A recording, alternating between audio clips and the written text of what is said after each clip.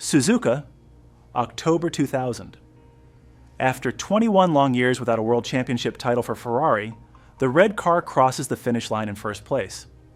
Michael Schumacher throws up both arms, tears in his eyes.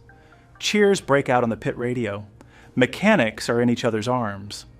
The whole of Italy is celebrating. For Ferrari, it was more than just a victory, it was redemption. But to understand this moment, we have to go back to the beginning. Kerpen, a small town in North Rhine-Westphalia.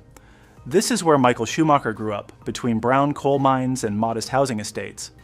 His parents ran a small go-kart track. Not a glamorous business, but hard work. His father repaired the carts, his mother looked after the kiosk. Money was tight, but they invested everything they had in their son's passion. Michael was already sitting in a kart at the age of 4. The engine? An improvised one assembled from spare parts. While other children were still playing with toy cars, he was already driving lap after lap on the asphalt in Kerpen. For hours, in the rain, in the cold, always with the same ambition. It soon became clear that this boy was more than just talented. His calmness, his unwavering focus. Even as a child, he analyzed corners and searched for the perfect line. Rivals later said that even back then, Michael didn't just race. He studied his opponents, but the family had to make sacrifices. Often there was no money for new tires or spare parts. Friends and supporters helped so that Michael could continue, and he repaid them with victories. Youth championships, national titles, step by step, he worked his way up. The next big step came at the end of the 1980s, his entry into Formula racing. In 1988, Schumacher started in the so-called Formula König, an entry-level series for young drivers coming straight from karting. The cars had around 90 horsepower, and all drivers used the same equipment.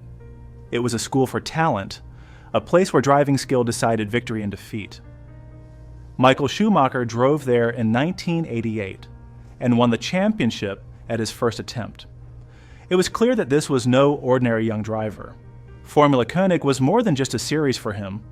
It was the official start of his career in professional motorsport, the starting signal for a unique racing career. If you've made it this far, thank you. A like and a sub would be great. And now, let's get right back into it.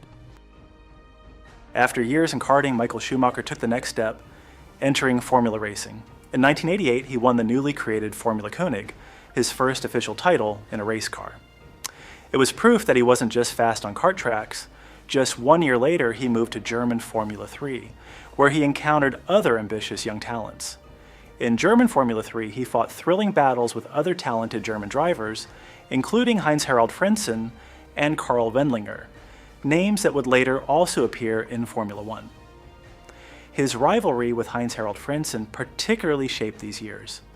Two young Germans who pushed each other to their limits. In 1989, Schumacher became vice champion, and just 1 year later, in 1990, he confidently secured the title. By then it was clear that this boy from Kerpen had what it takes to make it to the top. But it wasn't just Formula 3 that shaped him. Mercedes discovered his talent and brought Schumacher into its junior team for sports car racing. Suddenly it was no longer about short sprints, but about endurance, teamwork, and strategy, things that didn't matter in karting. In 1991, he lined up at the start of the world's most famous endurance race, the 24 Hours of Le Mans. For hours on end through the darkness of Les Sarthes, in the rain, and under enormous pressure, Schumacher remained flawless. In the end, he finished 5th with Mercedes, an exclamation mark for a debutant. This period was decisive. Schumacher was no longer just a sprinter, but a complete driver. He understood technology, worked well with engineers, and was able to analyze a race over several hours. In the summer of 1991, his big chance came, his debut in the Premier class. At the Belgian Grand Prix in Spa-Francorchamps, Schumacher was surprisingly given a cockpit at Jordan Ford as a replacement for Bertrand Gachot, who had been released at short notice. Many thought he would go down in the field, but then came qualifying. Schumacher drove to a sensational 7th place on the grid, in a car that was otherwise far behind. The experts were speechless. The race itself ended early with clutch damage, but Schumacher had made his mark. Within a few days, he secured a regular cockpit and switched to Benetton. Many were surprised. Why would a rookie change teams after just one race? But Benetton immediately recognized what a gem they had on their hands, and Schumacher repaid them in kind. With Benetton, he formed a team that suited him perfectly. A young, ambitious driver meets an ambitious, technically creative team. The first victory came in 1992, and where else? At Spa, of course, on the track where he had made his debut. It was almost like an omen, the beginning of a career that would change Formula One forever. When Michael Schumacher joined Benetton, the team was still a long way from becoming the force it would become a few years later. Founded in the 1980s, Benetton had already celebrated its first successes, with Teo Fabi, Alessandro Nannini, and Nelson Piquet, among others. In 1989, Piquet even won a Grand Prix for the team, but consistency was lacking. Sometimes a podium finish, sometimes a technical failure. Benetton was considered a solid midfield team, but not a title contender. This is exactly where Schumacher came into play. His unbridled ambition, meticulousness, and feedback were a perfect fit for a team that was young, flexible, and hungry. With chief engineer Rory Byrne and technical director Ross Brawn in the background, something slowly began to take shape that would later go down in history as the Benetton era. 1992 was Schumacher's first full season with Benetton. He was on the podium by the 3rd race of the season in Mexico. The breakthrough came in August, at Spa-Francorchamps, the very place where he had made his debut a year earlier. Schumacher claimed his first Grand Prix victory. It was a symbolic moment. Spa and Schumacher, a connection that would continue throughout his career. At the end of the season, he finished 3rd in the Drivers' Championship, an astonishing result for someone who had only entered Formula One a year earlier. 1993 was more difficult. Williams, with Alain Prost, dominated the field, and Ayrton Senna in the McLaren was also a constant rival. Schumacher fought hard, but still managed to secure one victory in Portugal and several podium finishes. In the end, he finished 4th in the Drivers' Championship. No title, but the world understood. A new superstar was emerging. The years 1992 and 1993 were a kind of apprenticeship for Schumacher. He not only won races, but also the trust of the team and the respect of his opponents. And they laid the foundation for what was to come, the great title battles of the mid-1990s. 1994 marked the beginning of a new era in Formula One. After years of dominance by Williams, the balance of power suddenly shifted. Ayrton Senna had moved to Williams, and Michael Schumacher, still with Benetton, was ready to fight for the title. The season got off to a flying start. Schumacher won the first 2 races with impressive authority. Benetton seemed unleashed, Schumacher unstoppable. But then came May 1st, 1994, the weekend that would change Formula One forever. The unimaginable happened at the Autodromo Enzo Adino Ferrari in Imola. After serious accidents in practice and the fatal accident of Roland Ratzenberger on Saturday, tragedy struck on Sunday. Ayrton Senna crashed fatally in the Tamburello corner. The sport was shaken, Schumacher was shaken. He had won the race, but no one was thinking about points or victories. May 1st, 1994 became a black day in the history of Formula One. Despite the shock, the season continued and Schumacher continued his dominance. But soon the controversies began. Rivals accused Benetton of illegal technical tricks, keyword traction control. Officially, nothing could ever be proven, but the discussions accompanied the entire season. Things got turbulent in the summer. Schumacher was suspended for ignoring the black flag in 2 races. Suddenly, his lead over Damon Hill, the Williams driver, shrunk alarmingly. It came down to a showdown in Adelaide, Australia, the last race of the season. Hill and Schumacher were only 1 point apart. In the 36th lap, something happened that is still being discussed today. Schumacher, slightly shaken after a driving error, collided with Hill in a fierce duel. Both were forced to retire, and Schumacher was crowned world champion. The headlines the next day were divided. For some, he was the deserved champion who had achieved the seemingly impossible with an inferior Benetton. For others, he had forced the title with a dirty crash. But one thing was clear. Michael Schumacher was world champion.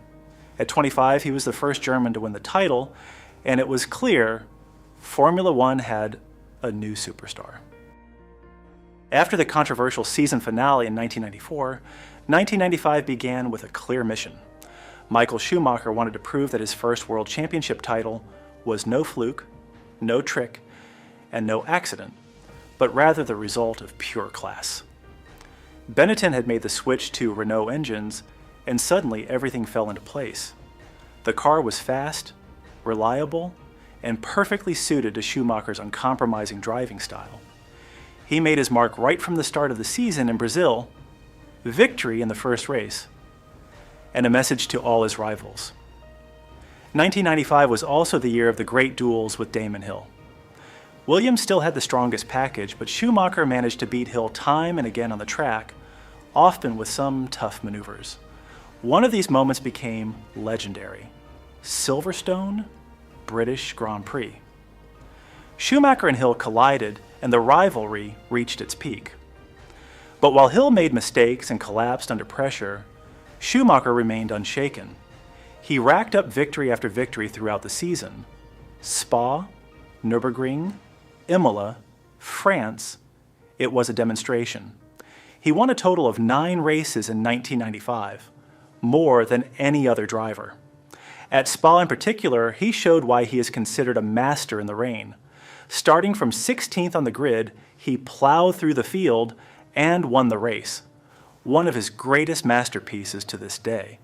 In the end, he secured his second world championship title with a clear lead over Damon Hill. No discussions, no controversies, no doubts. Schumacher had finally arrived. No longer just a talented upstart, but the benchmark in Formula One. 1995 was also the year that decided Schumacher's future. Despite all his successes at Benetton, he announced that he was leaving the team. His goal: Ferrari, a legend, but in sporting terms, a team in the doldrums. Many thought it was crazy to give up certain success at Benetton, but Schumacher was thinking long term. He didn't just want to be world champion, he wanted legendary status. A new chapter began in 1996. Michael Schumacher left Benetton, the team with which he had won 2 world titles, and moved to Ferrari. The first races confirmed the skepticism. The Ferrari was unreliable and clearly weaker than Williams. But Schumacher did what only exceptional talents can do. He turned a mediocre car into a contender for victory. He achieved his masterpiece in Barcelona: pouring rain, a difficult Ferrari to drive, and yet Schumacher dominated the field as if he were driving on a dry track. In the end, he won by almost a minute. For many, it was the race of his life. At the end of the season, he had 3 wins and 3rd place in the Drivers' Championship. No title yet, but Ferrari had hope again. A new era began with Schumacher. Meanwhile, it became clear how big an influence he had been at Benetton. With Gina Lacey and Gerhard Berger, the team did manage to secure podium places, but clearly lost touch with the leaders. The difference was noticeable. Without Schumacher, Benetton was no longer in contention for the title. 1997 was more than just another season for Ferrari. It was the year that laid the foundation for a new era. Michael Schumacher was already there, ambitious, detail-oriented, and ready to lead Ferrari back to the top. But he couldn't do it alone. Jules Tott, the team boss, therefore built a team around him that fit perfectly. With Ross Brawn, the tactician in the pits, and Rory Byrne, the designer, 2 close companions from Benetton, joined Ferrari. People who knew Schumacher's way of working and knew how to make victories possible together. Together they formed the core of a project that completely transformed Ferrari. For the first time in decades, there was continuity, clear structures, and the backing of President Luca de Montezemolo. In sporting terms, Schumacher lost the 1997 title battle to Jacques Villeneuve. But the real story was unfolding in the background. Ferrari now had a team that would be unbeatable for years to come. 1997 was not a year of success, but it laid the foundations for the dominance that would follow.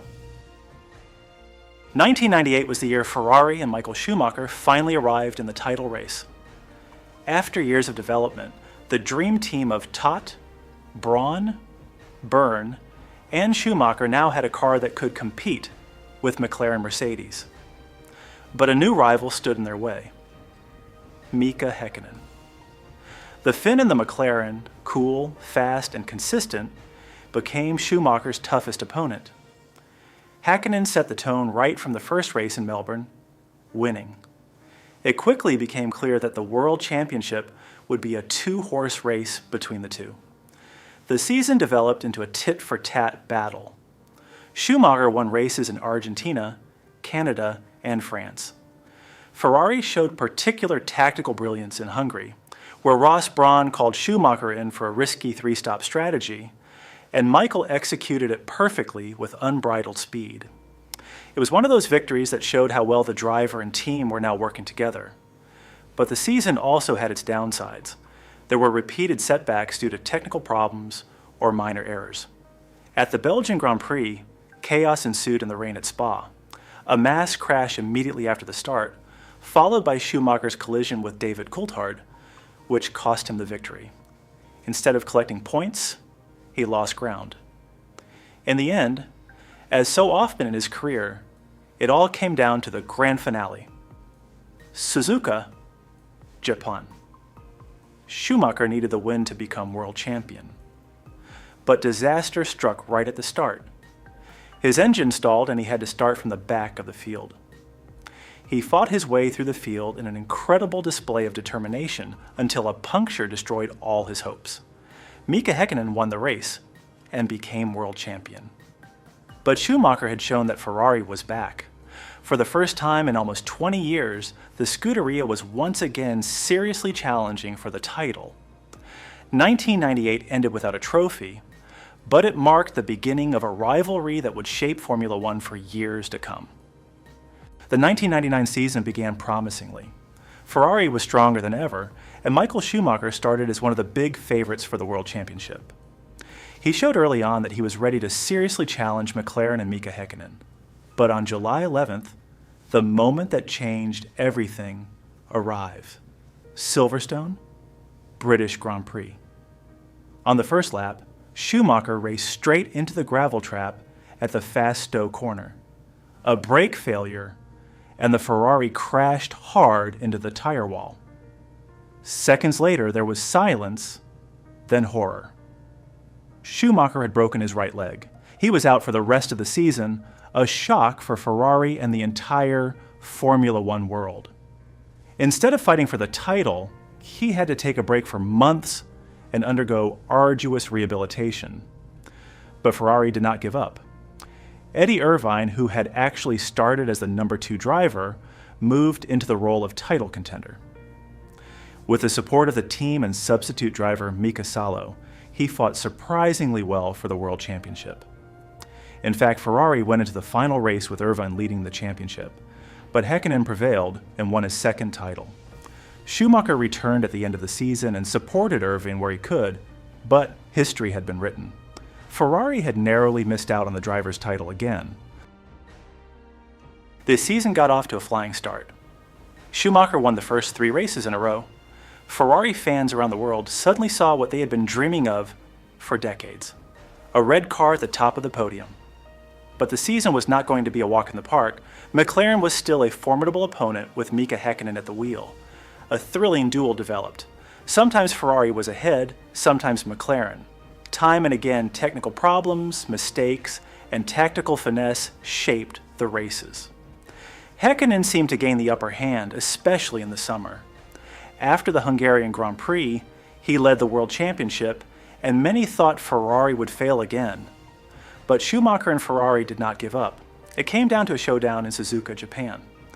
as in 1998 and 1999, the World Championship would be decided there. Schumacher started from pole position, Häkkinen from second place. At the start, Häkkinen pulled ahead. A shock for Ferrari. But then a tactical masterpiece began. Ross Brawn opted for an aggressive pit strategy. Schumacher pushed lap after lap, driving qualifying times in the race. The decisive blow came at the second stop. Schumacher returned to the track ahead of Häkkinen. The rest was pure emotion. Lap after lap, Schumacher drove the Ferrari to the finish line.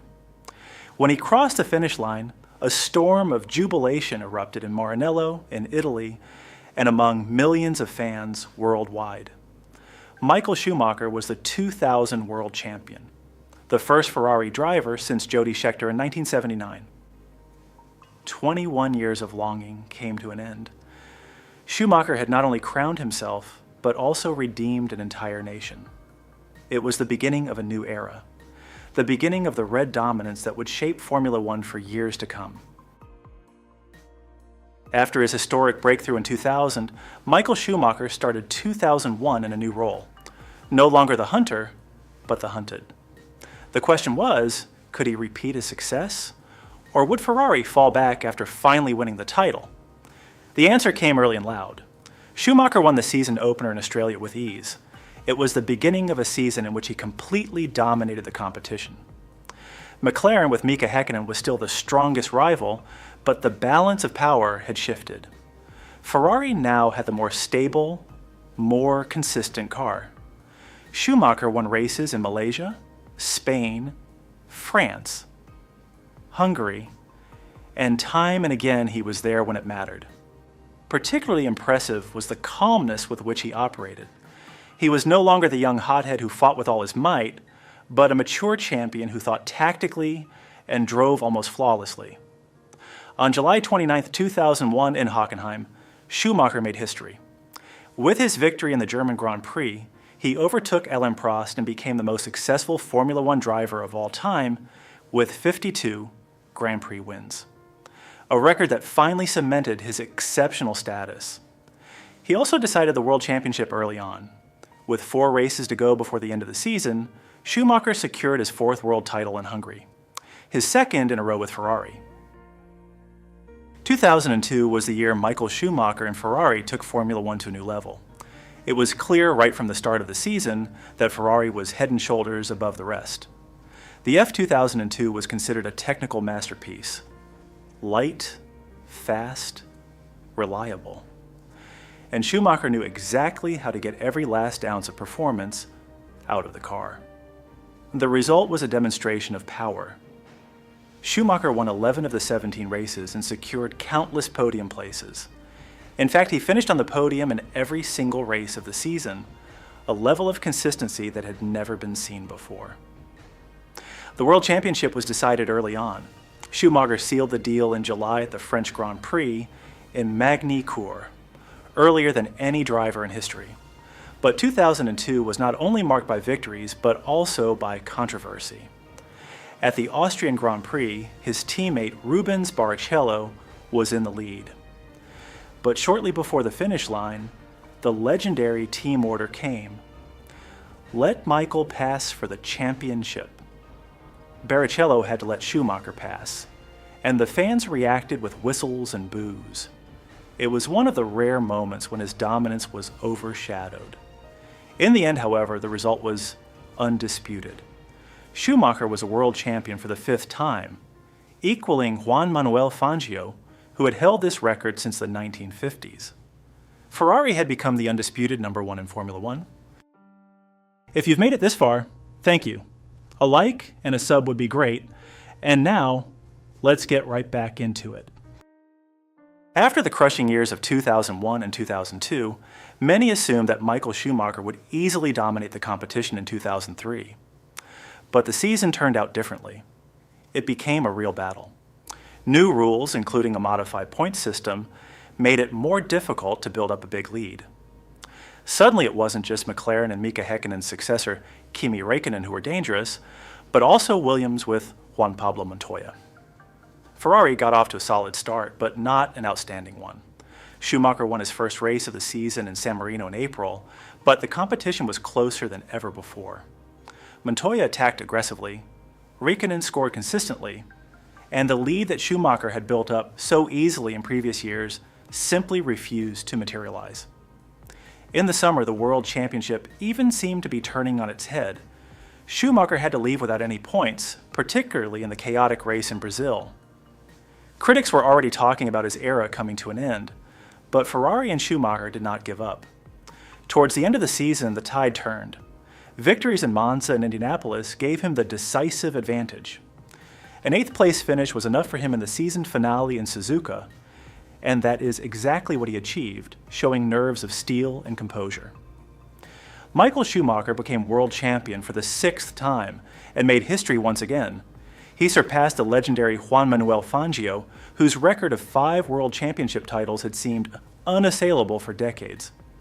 2003 was not a year of dominance, but one of struggle.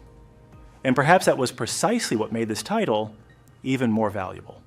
Schumacher showed that he could win not only in the best car, but also when he had to fight for every point. After the tough battle in 2003, Michael Schumacher wanted to leave no room for doubt in 2004. Ferrari presented the F2004, a car that was almost perfect in terms of speed, reliability, and balance. The first race in Australia already showed what the season would bring. Schumacher won with ease. What followed was a winning streak that eclipsed everything that had gone before. Schumacher won an incredible 12 of the first 12 races. Race after race, he left the competition in his wake. Whether on tight city circuits like Monaco, high-speed tracks like Monza, or classics like Spa, the red Ferrari was unbeatable. The team worked like clockwork.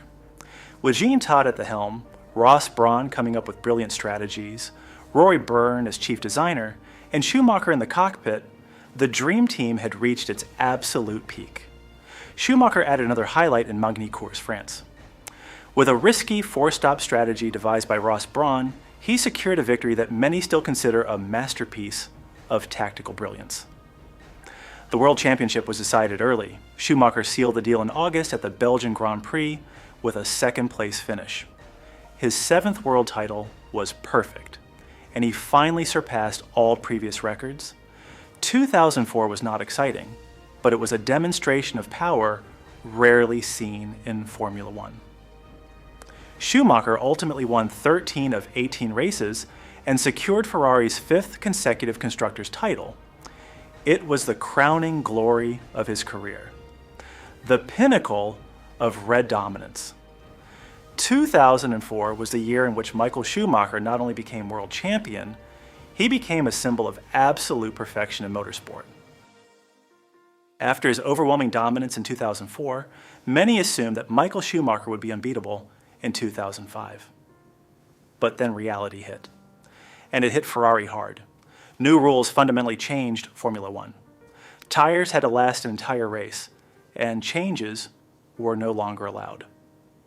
For Bridgestone, Ferrari's tire supplier, this was a disaster.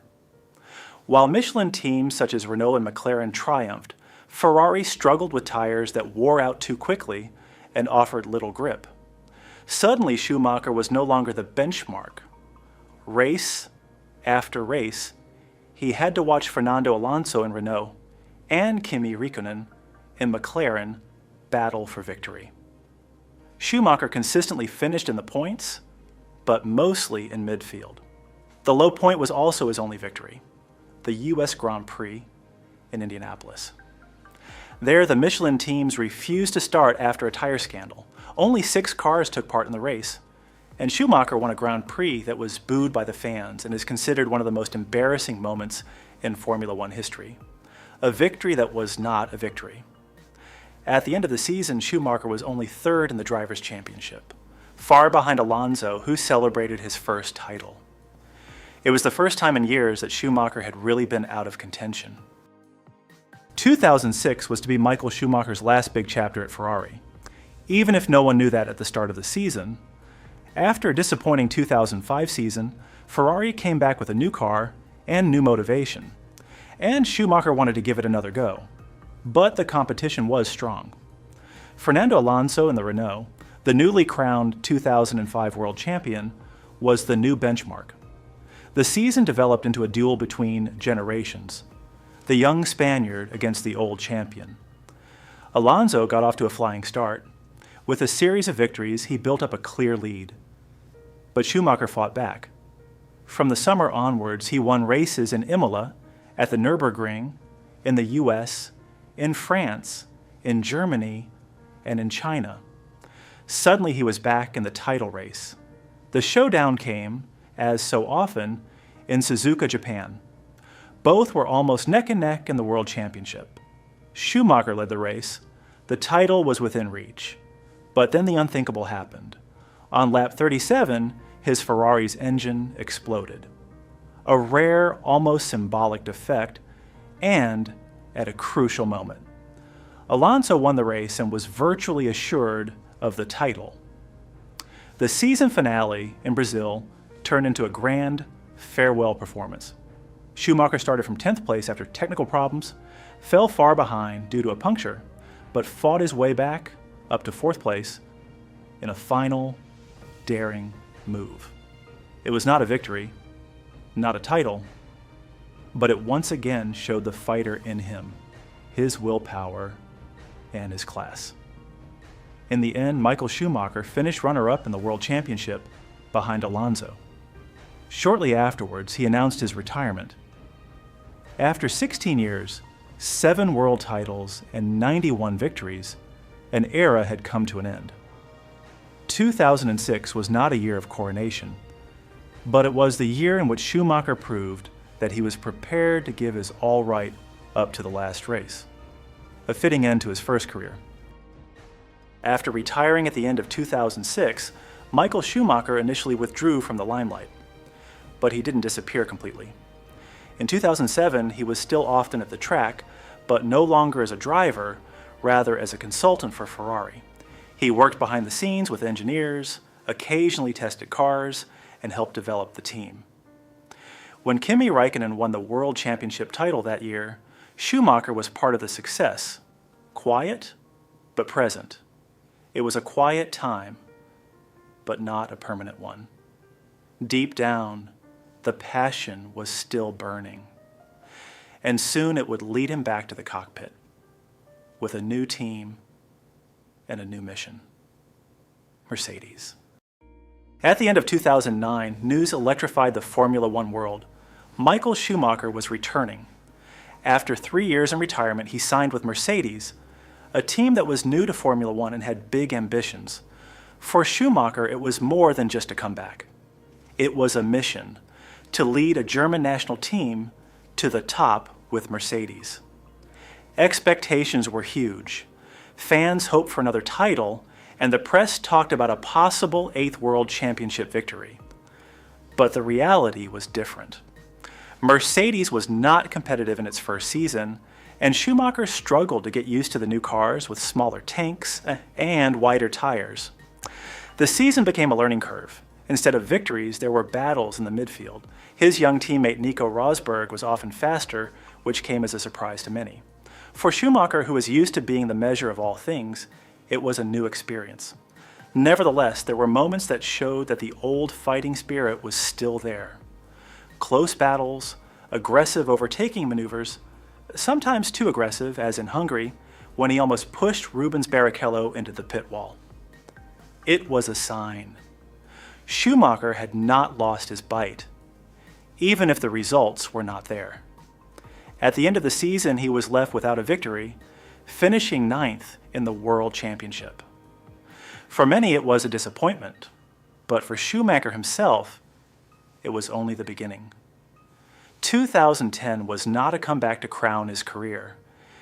It was a comeback to rebuild it. His goal remained clear: to take Mercedes to the top, whatever the cost. In 2011, Michael Schumacher entered his second season with Mercedes.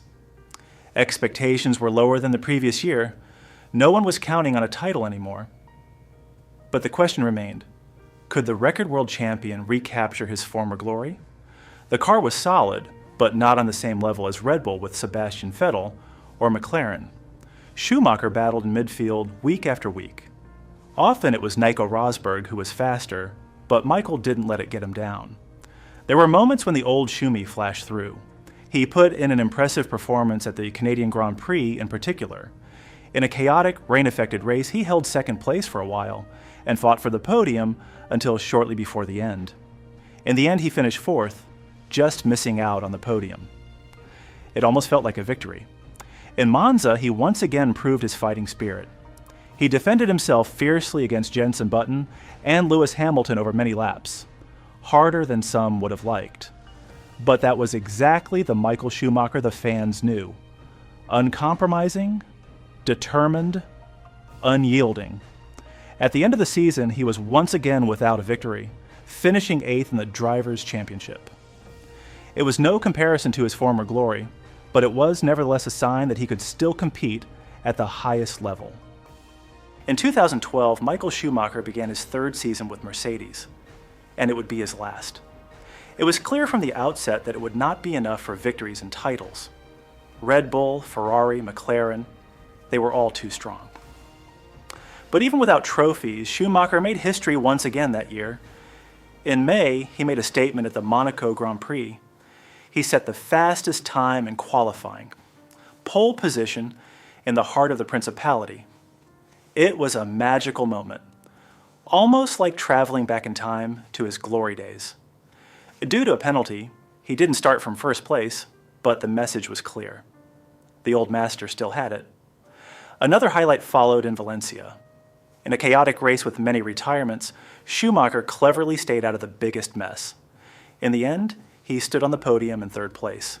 It was his 155th and last podium finish in Formula One. The images of him smiling as he opened the champagne bottle seemed like a fitting farewell. But there was also a downside. Several retirements due to technical defects and minor errors showed that time was slowly passing him by. At the end of the season, Schumacher was only 13th in the World Championship, the lowest position of his career since the early 1990s. In October 2012, he officially announced that he would retire at the end of the season. In Brazil, at his last race, he was celebrated by fellow drivers and fans alike. He finished in the points, once again, a quiet departure for the man who had shaped Formula One for an entire era. 2012 brought no titles and no records, but it brought memories. Moments like Monaco and Valencia reminded everyone why Michael Schumacher was a legend, and when he left the stage, he did so not as a loser, but as the most successful driver of his time. Michael Schumacher is more than a 7-time world champion. He's a symbol of passion, determination, and perfection in motorsport. From his first laps in a kart in Kerpen to his great triumphs with Ferrari and his final moments with Mercedes, his career has shaped generations of fans and changed Formula One forever. His records may be broken someday, but his legacy remains unique. Schumacher showed that success requires not only talent, but also hard work, dedication, and an unconditional will to never give up. Today, years after his retirement, he remains a legend for millions of people around the world. And whether in Germany, Italy, Brazil, or Japan, fans everywhere wish him only one thing: the best. Michael Schumacher, a name that will forever be associated with Formula One. Thanks for tuning in. Don't forget to like and subscribe. And remember, nothing beats the V10.